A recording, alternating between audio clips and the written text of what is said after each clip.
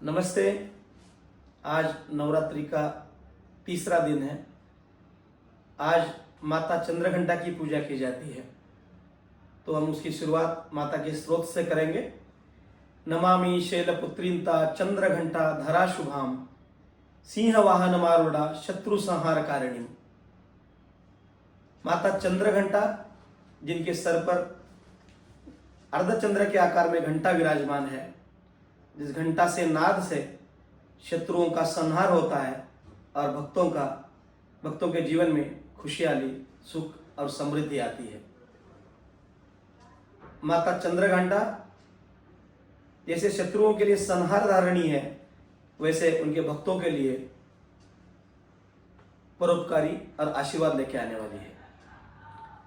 नवरात्रि में जो हम 9 दिन माता की पूजा अर्चना करते हैं, एक भक्ति भाव से हम पूजा करते हैं कि सब लोग अपनी इच्छाएं लेके कि माता हमारी इच्छाएं आकांक्षाएं पूरी करेगी।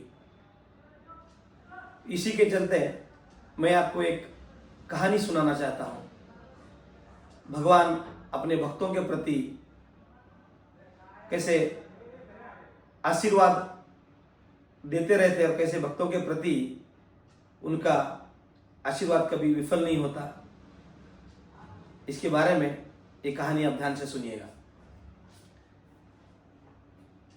एक भगवान का अति प्रिय भक्त था, जो हमेशा भगवान के भक्ति में लीन रहता था।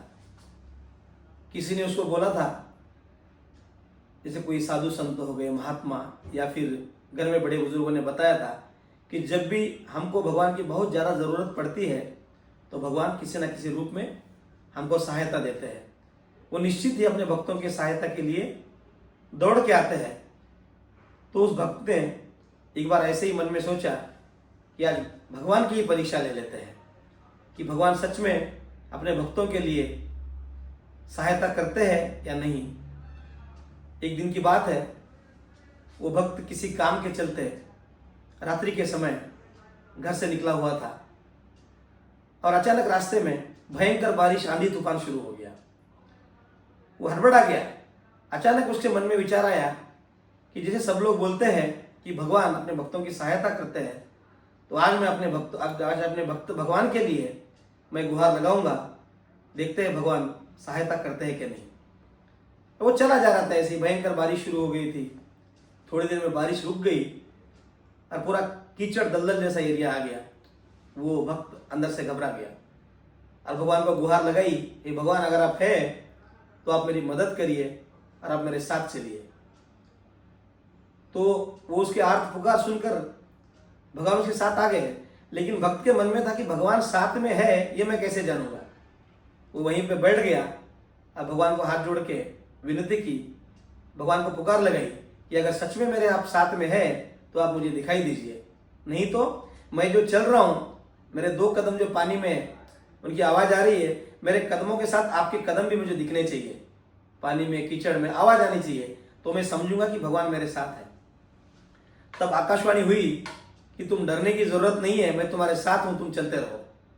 वो भक्त, उसको भरोसा आ गया और चलने लगा। धीरे धीरे बारिश और बढ़ने लगी, दलदल का एरिया और बढ़ गया और वो भक्त बहुत थक गया।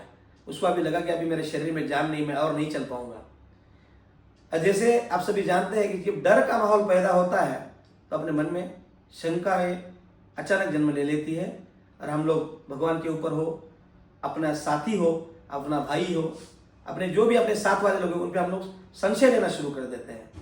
वैसे ही वो भक्त के मन में संशय आया और उसने पीछे मुड़ के देखा कि भगवान है क्या नहीं। तो उसके कदमों के साथ भगवान की भी 2 कदम चल रहे थे। उसको भरोसा आ गया कि भगवान है।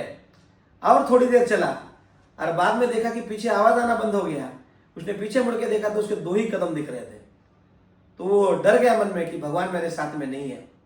और दूसरा ये था कि अगर मैं यहाँ रुक जाऊँ, दलदल में फंस ना जाऊँ, मेरी जान ना चली जाए।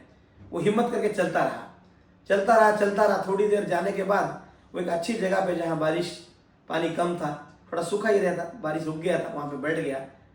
और उसके मन में भगवान के प्रति बहुत क्रोध आ गया और वो भगवान को अनाप शनाप बोलने लगा, गालियाँ देने लगा। या आप है तो आप कहाँ चले गए? आप मुझे बीच मझधार में छोड़ के अगर जाएंगे तो आपके भक्तों का क्या हालत होगा। और वो फुट फुट के रोने लगा और अचानक भगवान प्रकट हो गए। बोले क्या हुआ? तो बोला, भगवान जी आपने तो बोला था कि आप मेरे साथ चलेंगे, और मैं देख रहा हूँ पे कदम थे ही नहीं।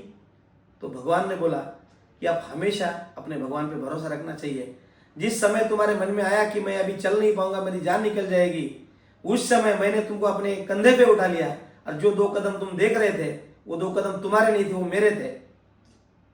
तो भाइयों, इससे हमको एक सीख मिलती है, ये अगर आपने भगवान पे भरोसा किया है तो भगवान जरूर किसी ना किसी रूप में आपके साथ में रहेंगे। जरूरी नहीं है कि भगवान आपको हर समय दिखाई देते रहे। जैसे आप हवा सब जगह फैली है, लेकिन अगर बिना हवा के हम लोग जी नहीं पाते। हम बोल नहीं सकते कि हमको हवा दिखाई देना चाहिए, उसका रूप ही ऐसा है।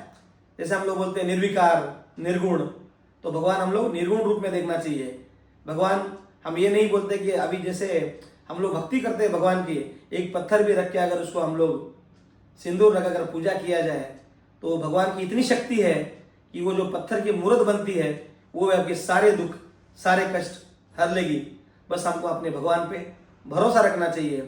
तो हम लोग आशा करते हैं कि नवरात्रि के जो अगले 7 दिन बचे हैं, हम सब लोग भगवान के प्रति अपना पूर्ण समर्पण देके उनकी पूजा, उनका अर्चना करना चाहिए। साथ साथ जैसे मैंने इस कहानी के बीच में बताया, जैसे हमारा भगवान से विश्वास डगमगा जाता है, वैसे ही कोई अगर आपके साथ में आपके दोस्त हो, मित्र हो, भाई बंधु हो, कोई भी हो जिसकी आपको लगता है कि मुझे सहायता कर रहा है, किसी कारणवश अगर उसे वो सहायता उस समय पे नहीं मिली, तो आप ये हम लोग ये नहीं समझना चाहिए कि उसने हमारा साथ छोड़ दिया। ये सीख हमको लेनी चाहिए और हमारे जीवन में आगे बढ़ना चाहिए। जय माता दी।